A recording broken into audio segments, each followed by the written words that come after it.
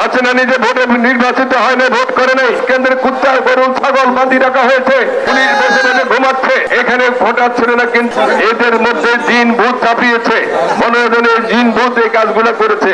রাজনৈতিক ভাবে আওয়ামী লীগকে আমরা কবর দিতে চাই। এরা বাংলাদেশের জনগণের নিকট তাদের কোনো দায়বদ্ধতা নাই। হাসিনা নিজে ভোটে নির্বাচিত হয় না, ভোট করে নাই। আপনারা কেউ ভোট কেন্দ্রে দেন, ভোট কেন্দ্রে কুত্তা গরু ছাগল বাঁধি রাখা হয়েছে, কোনো ভোটার নাই। পুলিশ বসে বসে ঘুমাচ্ছে।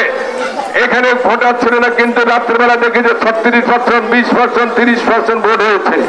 এদের মধ্যে জিন ভূত চাপিয়েছে, মনোরঞ্জনের জিন ভূত এই কাজগুলো করেছে।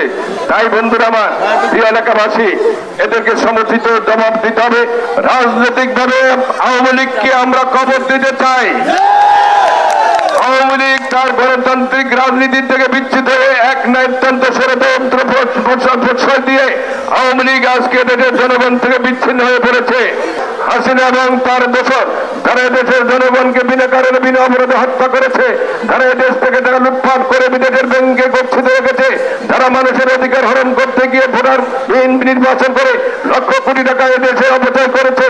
তাদেরকে এই বৈষম্য বিরোধী ছাত্র আন্দোলন জনতার মধ্যে বিনা কারণে বিনা অপরাধে গুলিবর্ষণ করে যারা এই অপরাধের সাথে সম্পৃক্ত, হাসিনা শ্রদ্ধায় বিভিন্ন রকম আইন শৃঙ্খলা বাহিনীর সকলকে আইনের আওতায় এনে শাস্তি প্রদান করতে হবে।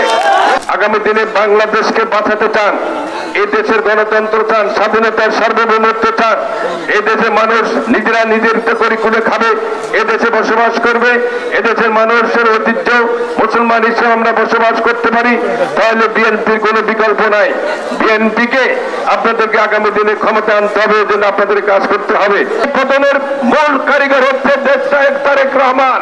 তারেক রহমানের নেতৃত্বে বিগত 17 বছর আমরা আন্দোলন সংগ্রাম করে আপামরে দেশের জনগণ ঐক্যবদ্ধ করে আমাদের 62 লক্ষ লোক মিথ্যা মামলা মোকদ্দমা খেয়েছে, 6,000-এরও বেশি নেতা কর্মী গুম হয়েছে, হাজার হাজার লক্ষ লক্ষ নেতা কর্মী বিভিন্ন রকমে বিভিন্ন ভাবে কারাভোগ করেছে, অনেকে আহত অবস্থায় এখানে চিকিৎসাধীন অবস্থা আছেন।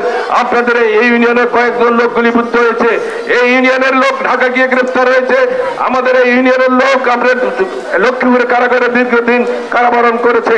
এইভাবে সারা বাংলাদেশকে একটি কারাগারে পরিণত করা হয়েছিল, কিন্তু কোনোটাই হাসিনা সাকসেসফুল হয় নাই।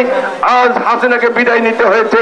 তাই ভবিষ্যতে এই ধরনের কোন রকমের অপশাসন যাতে মাথা উঁচু করে না দাঁড়াতে পারে, এই জন্য আমাদের প্রত্যেকটা ওয়ার্ডে প্রত্যেকটা বাড়িতে প্রত্যেকটা গ্রামে আপনাদের সংগঠনকে শক্তিশালী করতে হবে।